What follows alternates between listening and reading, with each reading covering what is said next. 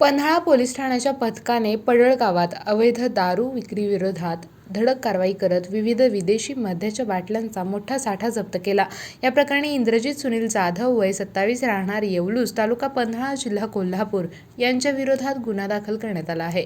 याबाबतची फिर्याद अमर Shankar Mane police constable 1084 नेमणूक पन्हाळा पोलीस ठाणे यांनी दिली आहे।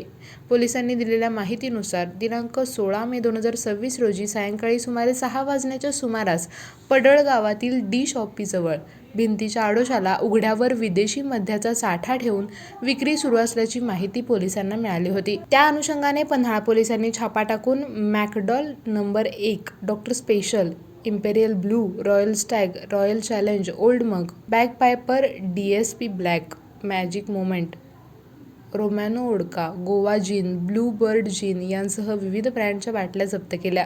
तसेच देशी दारूचाही साठा हस्तगत करण्यात आला। या कारवाईत पोलिसांनी हजारो रुपयांचा मुद्देमाल जप्त केला असून पुढील तपास पन्हाळा पोलीस करत आहेत। तारा न्यूजसाठी पन्हाळा प्रतिनिधी शाहबाज मुजावर।